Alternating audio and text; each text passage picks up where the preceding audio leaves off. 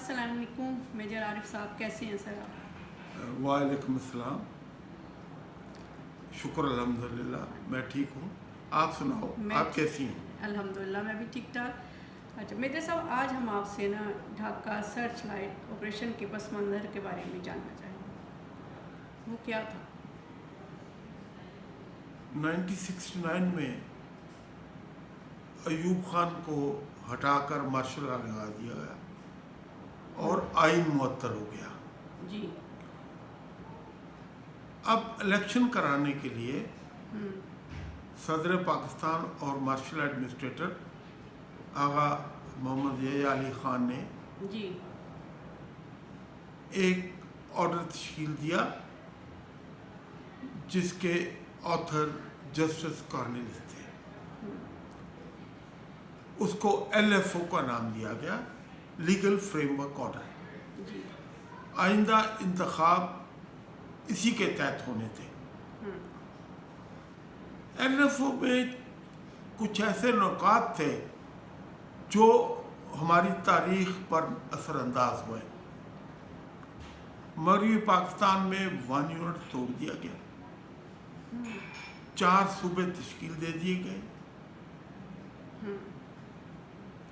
Parity کا اصول ختم کر دیا گیا، جس سے ایسٹ پاکستان کی 162 سیٹیں ہو گئی اور ویسٹ پاکستان کے چاروں صوبوں کی 138 رہ گئی۔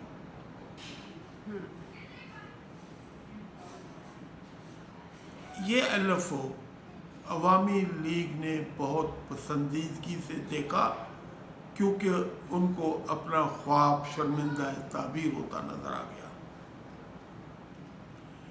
جب میں اپنی یونٹ کے ساتھ ڈھاکہ پہنچا تو سیاسی گرمیاں شروع ہو چکی تھی۔ مفتی بہانی عوامی لیگ کے گنڈوں کی صورت میں منظم ہونا شروع ہو گئی تھی۔ گلی گلی، محلے محلے، کریا کریا، شہر شہر انہوں نے اپنی تنظیمیں بنانی شروع کر دی۔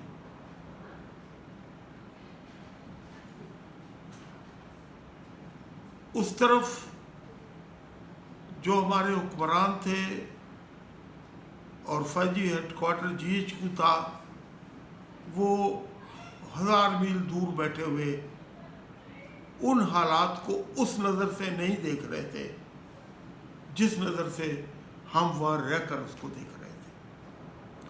مشرقی پاکستان کے جغرافیائی حالات مغربی پاکستان سے مختلف تھے۔ جگہ جگہ دریا تھے، ان دریا کے پاٹ بہت بڑے تھے، مونسون کے بعد وہ دریا چوڑے ہو جاتے تھے۔ وہاں لوگوں کا، بہت سارے لوگوں کا ذریعہ معاش ماہی گیری تھا۔ 25% آبادی جو تھی وہ کشتیوں میں رہتی تھی، وہیں بچے پیدا ہوتے تھے، وہیں مر جاتے تھے۔ ہمارے مغربی پاکستان کے لوگوں کے ان کے ان حالات کا بالکل پتہ نہیں تھا۔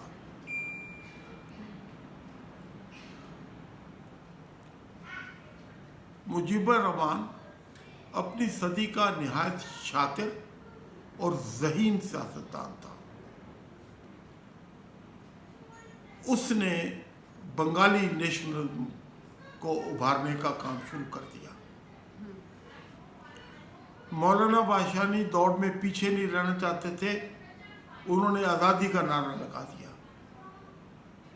ان دونوں کی دوڑ نے حالات خراب سے خراب تر کر دیے۔ دوسری طرف جنرل یحییٰ نے گورنر کے لیے ایڈمرل احسن اور چیف آف ایسٹرن کمانڈ، جو کہ ایک نئی کمانڈ بنائی گئی تھی، اس کے لیے جنرل صاحبزادہ کو منتخب کر لیا۔ ایڈمرل احسن اور جنرل صاحبزادہ بہت پرانے دوست تھے۔ وہ وائسرائے ہند لارڈ ماؤنٹ بیٹن کے زمانے میں دونوں وائسرائے ہاؤس میں تھے۔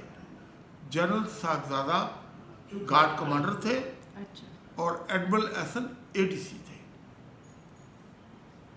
لوگوں کو یاد کراتا چلوں کہ جب لارڈ ماؤنٹ بیٹن کراچی پہنچے اور قائد اعظم کو انہوں نے گورنر جنرل بنانے کا آفیشل حکم نامہ جاری کیا تو انہوں نے مسکراتے ہوئے قائد اعظم کو کہا کہ مسٹر جناح میں آپ کو 2 چیزیں دے رہا ہوں, ایک پاکستان اور ایک اپنا ADC احسن. جنرل صاحبزادہ یعقوب علی خان ایک نواب خاندان سے تعلق رکھتے تھے, بڑے پڑھے لکھے تھے, اسکالر تھے, دنیا کی حالات کے اوپر ان کی گہری نظر تھی.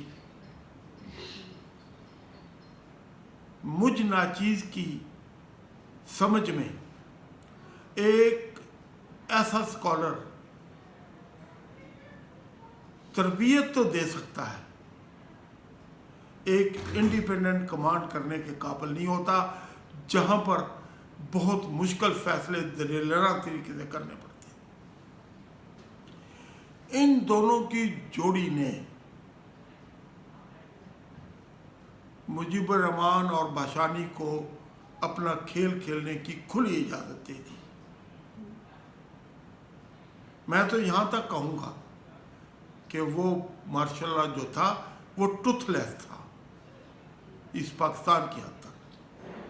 کس طرح سے؟ اس لیے کہ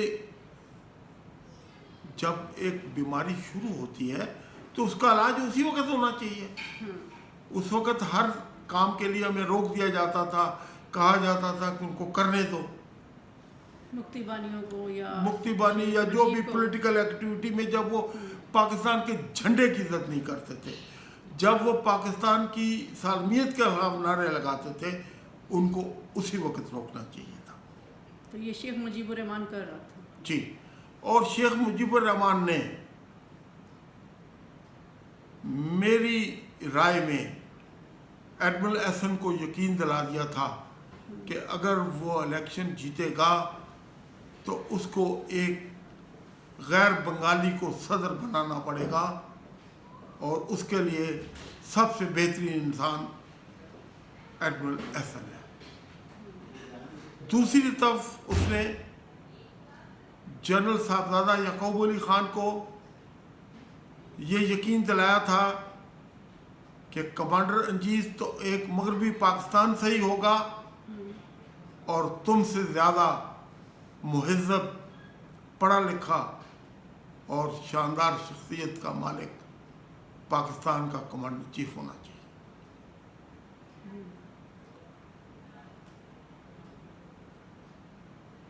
حالات آہستہ آہستہ ہمارے ہاتھ سے نکلتے گئے. اس کے بعد 2 قدرتی آفات نے پاسا پلٹ دیا. پہلے فلڈ آئے, بہت نقصان ہوا, لوگ مارے گئے. شیخ مجیب الرحمان نے اس امدادی کاموں میں جو ناکامی ہوئی وہ ساری پنجابیوں پہ ٹھوک دی, فوج پہ لگا دی. اس کے بعد سائیکلون آ گئے, اس سے بھی بڑی تباہی ہوئی, اور پھر الیکشن آ گئے. سب سے پہلے تو میں اپنے صحافی بھائیوں سے استدعا کروں گا کہ وہ 1970 کے الیکشن کو فیئر الیکشن کہنا بند کر دیں. وہ اس حد تک فیئر تھے کہ گورنمنٹ نے اس میں کوئی کھیل نہیں کھیلا, لیکن بنگالی غنڈوں اور مکتی بانی نے غیر بنگالی اور پاکستان کو پسند کرنے والے بنگالیوں کو ووٹ ڈالنے سے روک دیا. میں اس وقت ہیلی بون کمپنی کمانڈر تھا. میرے پاس 2 ہیلی کاپٹر تھے جس میں جہاں بھی فسادات کا اطلاع آتی تھی میں وہاں پہنچ جاتا تھا. تو میں 4 جگہ پر گیا. ہر جگہ پر ایک ہی بات تھی کہ مکتی بانی والے بغیر آدمیوں کے دڑا دڑ ووٹ ڈال رہے تھے. اسٹیمپ لگائے جا رہے ہیں.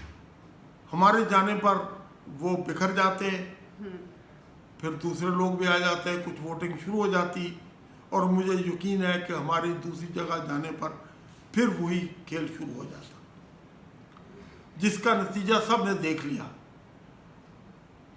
کہ عوامی لیگ مشرقی پاکستان میں 160 سیٹیں جیت گئی. وہ دھاندلی سے جیتی. جی بالکل دھاندلی سے جیتی. جب ایک ووٹر کو ووٹ نہیں ڈالنے دیا جاتا وہ کیسے فیئر الیکشن ہوا؟ بالکل وہ بالکل فیئر الیکشن نہیں ہے. 2 سیٹیں جو تھیں, ایک سیٹ نور الامین نے جیتی تھی اور دوسری رایا ترید دائے نے.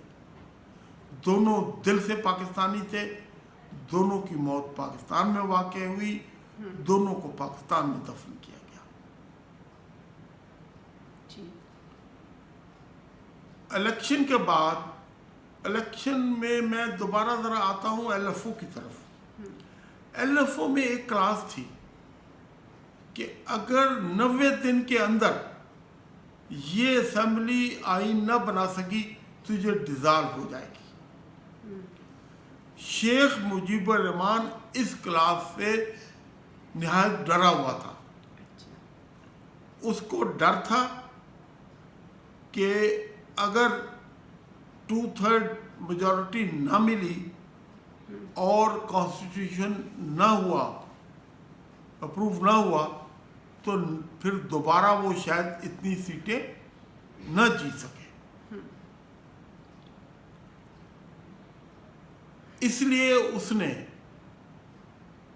اسمبلی کے سیشن سے پہلے کچھ مطالبات کی منظوری کے لیے دباؤ ڈالنا شروع کر دیا.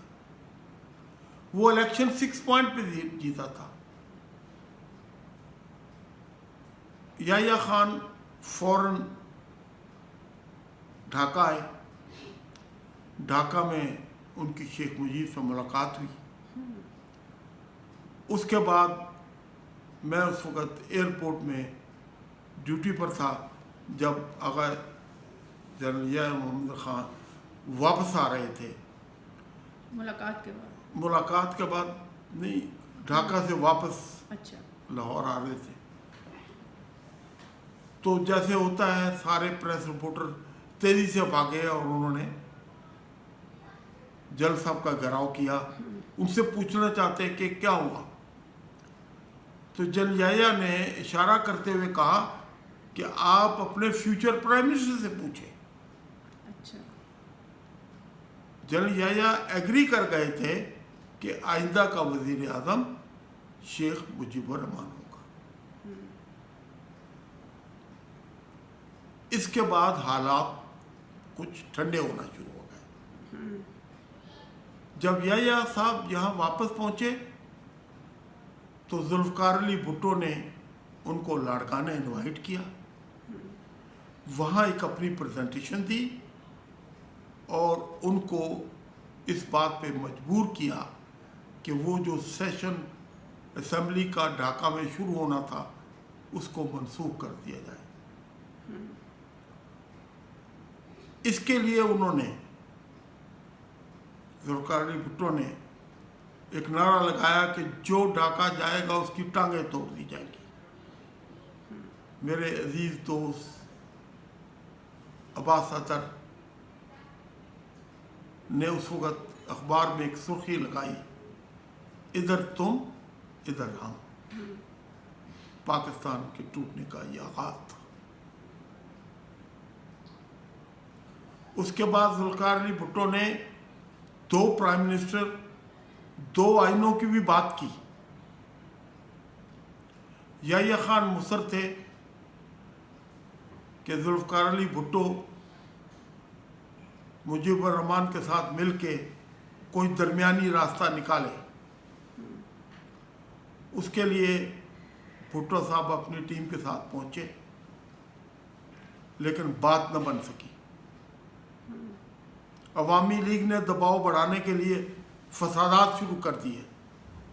غیر بنگالیوں کا ڈھاکہ اور دوسرے اندرون بنگال میں رہنا ناممکن ہو گیا. بے شمار بہاری قتل کیے گئے. مغربی پاکستان سے تجارت کے لیے، نوکری کے سلسلے کے لیے جو لوگ گئے ہوئے تھے ان بیچاروں کو بھاگنا پڑا. وہ ایک 1947 کا منظر ہو گیا اور ہزاروں لوگ ڈھاکہ ایئرپورٹ پہ پہنچ گئے.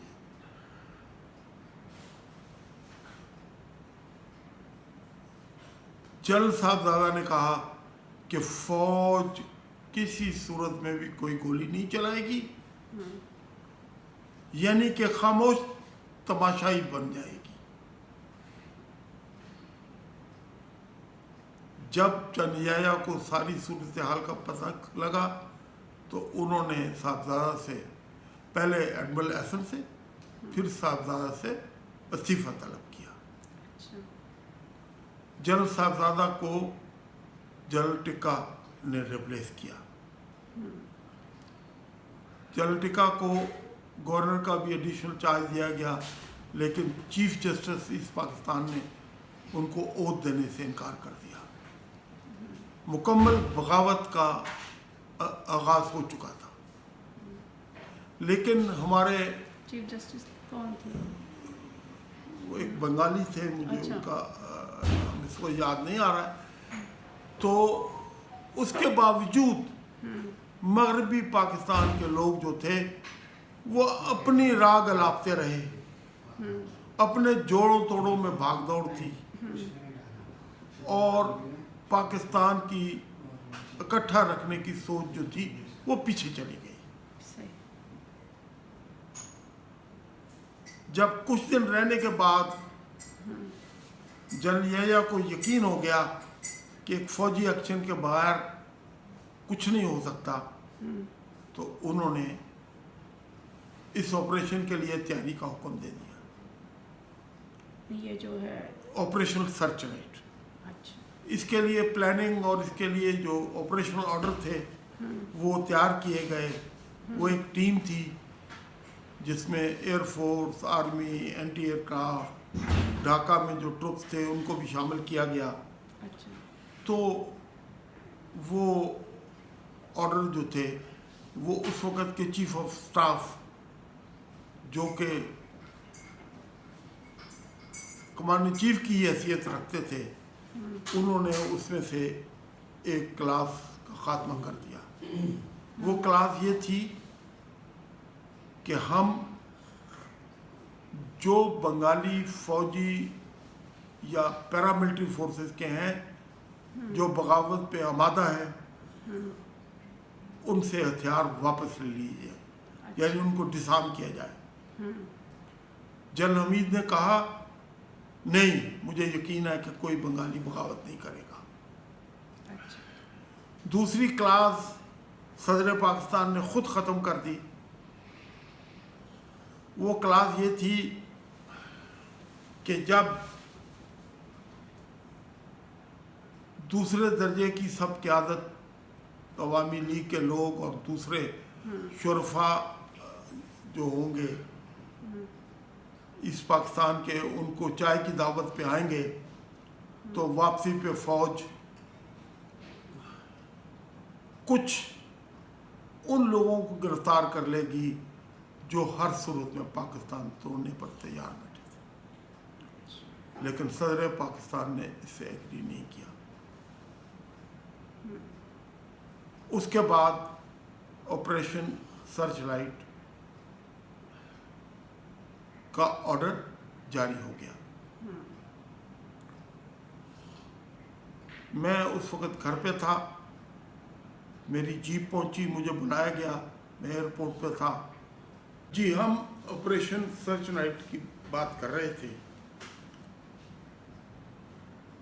تو مجھے ایئرپورٹ بلایا گیا اور بتایا گیا کہ پی آئی کا ایک جہاز جو ہے وہ آئے گا، آپ نے اس کو پروٹیکشن دینی ہے. یہ عصر نماز کے بعد کا وقت تھا. میں نے اپنے جوانوں کو بلایا اور تھوڑی دیر میں جہاز آ گیا. اس میں پی آئی اے کے اس وقت کے چیئرمین ایس یو دورانی بھی تھے اور وہ جہاز فوج کی ایئر فورس کی سائڈ میں جا کے پارک ہوا.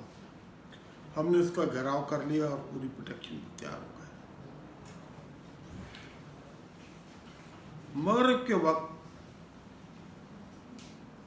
ایئر فورس کی طرف سے جو دروازہ کھلتا تھا اس میں ایک کوٹینہ کار آئی اور پھر وہ وی آئی پی شخص جو تھا وہ کار سیدھی کھڑی ہوئی سیڑھیوں کے پاس, وہ جہاز میں چڑھ گیا. تو اس وقت پتہ چلا کہ صدر پاکستان واپس مغربی پاکستان جا رہے ہیں, جس کا صاف مطلب تھا کہ مذاکرات اب ناکام ہو چکے ہیں. اچھا, کچھ جانے کی ان کے ان انداز کے سے نہیں, انداز سے نہیں. اگر مذاکرات کا کوئی نتیجہ ہوتا تو اس کی پریس کانفرنس ہوتی, اس کا اعلان کیا جاتا. جب اعلان کے بغیر ہی مین کردار واپس جا رہا ہے تو اس کا مطلب ہے کہ وہ مذاکرات ناکام ہو گئے ہیں. اس وقت میں نے دیکھا تو آرمی ہیلی کاپٹر کے پاس کرنل اکرام سہگل کھڑا تھا.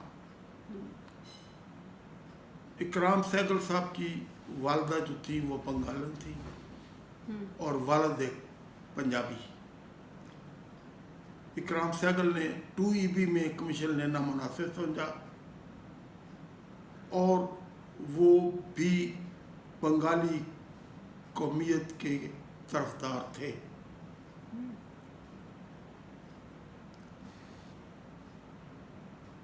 حالات یہ بتاتے ہیں کہ انہوں نے یہ انفارمیشن سیکنڈ بنگال ریجمنٹ کو جو کہ جودھ پور میں تھی اس کو دی اور سب سے پہلے بغاوت وہاں کی گئی.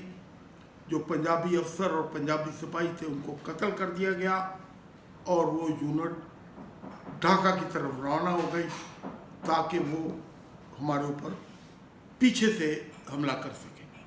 اچھا, یہ آپریشن جو ہے اس کی اطلاع دی گئی انہوں نے؟ ہاں جی, کہ یحییٰ خان چلا گیا ہے, اس کا مطلب ہے مذاکرات ختم ہے, اب حکومت ٹرانسفر نہیں ہوگی. اچھا, مجیب ابھی وزیر اعظم نہیں بنے گا. جب یہ اطلاع مکتی بانی کو ملی تو انہوں نے فون ڈھاکہ میں طوفان بدتمیزی شروع کر دیا. بجلی معطل کر دی گئی. اچھا, سڑکوں پہ درخت کاٹ کاٹ کے ہر جگہ ہڈ لگا دی گئی تاکہ فوج کنٹونمنٹ سے نکل کر شہر کی طرف نہ آ سکے. اس وقت گیرزن کمانڈر بریگیڈیئر جہاں برباب تھے جو بعد میں لیفٹیننٹ جنرل بنے. انہوں نے مجھے کہا کہ میں وائرلیس سیٹ لے کے آؤں. میں ان کے پاس وائرلیس سیٹ لے کے پہنچا تو انہوں نے جنرل ٹکا کو وائرلیس پہ بات کی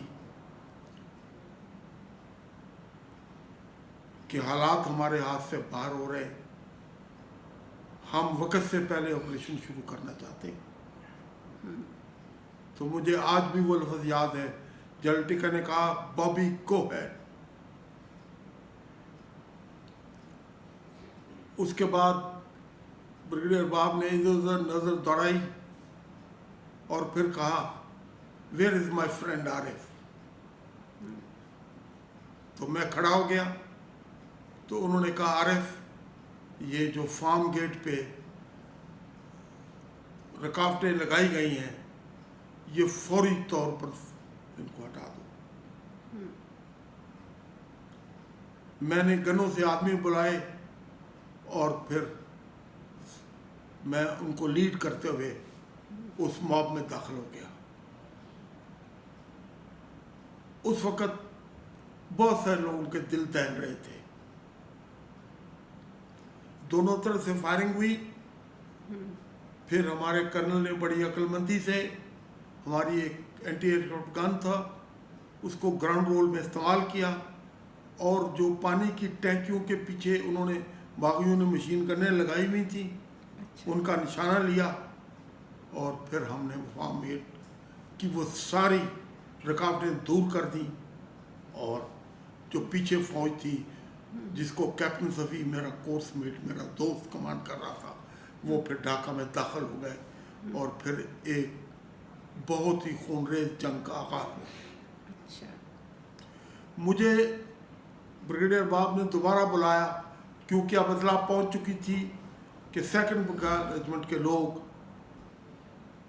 ہمارے بیک کی طرف سے آ رہے ہیں اور ان کا پلان یہ ہے کہ ہماری فیملیز کو اٹھا لیں گے اور پھر ہمیں کہیں گے کہ ہم سرنڈر کریں اور اس طرح وہ ڈھاکے پہ قابض ہو جائیں گے. اچھا. میرے پاس بہت کم نفری تھی.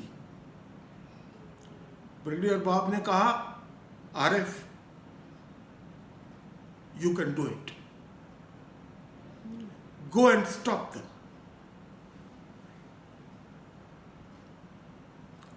میں فوری چل پڑا. میں پھر میرا گھر جو تھا اس رستے میں تھا, میں 1 منٹ کے لیے رکا,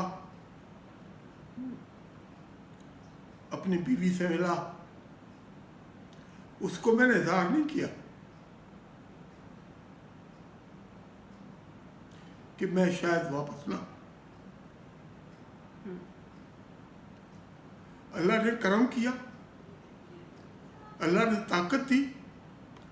میں نے 40 جوانوں کے ساتھ پوری بٹالین کو روکا.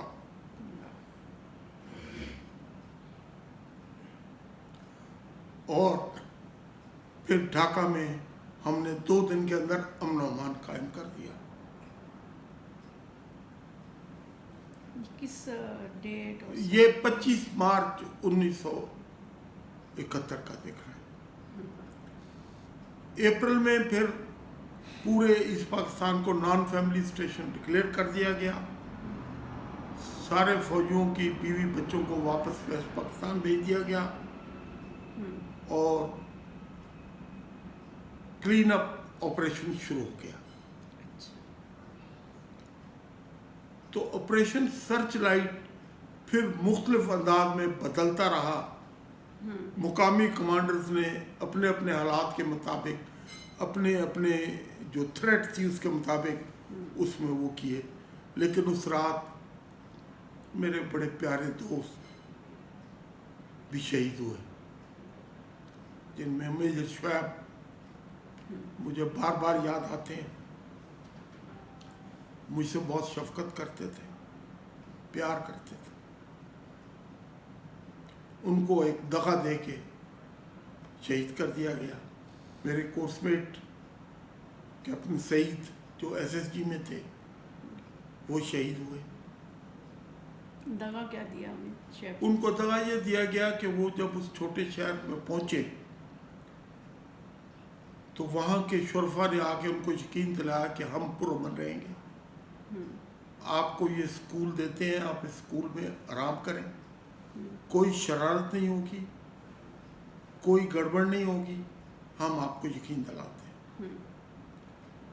اس نے یقین کر لیا. وہ اسکول میں جا کے انہوں نے اپنا کیمپ لگا لیا. یہ بنگالی تھے جنہوں نے ان کو یقین؟ بنگالی تھے نیچلی, وہ ہر جگہ بنگالی تھے. تو وہ جب ایزی ہو گئے, جب وہ فائٹنگ پوزیشن میں نہ رہے تو چاروں طرف سے حملہ کر دیا گیا. تو صرف ایک افسر جو پنجابی تھا وہ نکلنے میں کامیاب ہوا. کتنے لوگ شہید ہوئے؟ وہ اس میں کوئی تقریباً 112 لوگ شہید ہو گئے. تو یہ کہنا کہ پاکستان آرمی نے قتل عام کیا, بنگالیوں نے بہت بری طرح ہمارا قتل عام کیا. اس میں غیر بنگالی تھے, بہاری تھے, ہم فوجی تھے اور دوسری سول سرونٹس تھے, تاجر تھے, وہاں رہنے والے میمن تھے, آغا خانی تھے, اسماعیلی تھے. تو ان سب کی زندہ رہنا ناممکن بنا دیا گیا. اس حوالے سے میں بتانا چاہوں گا کہ جگہ جگہ ٹرینوں پہ حملے کیے گئے. جنرل ٹکا نے اعلان کیا کہ اب جہاں جس جگہ ٹرین پہ حملہ ہوگا اس علاقے کو سبق سکھایا گیا. دوسرے دن ہی ٹنگائل میں ٹرین پہ حملہ کیا گیا.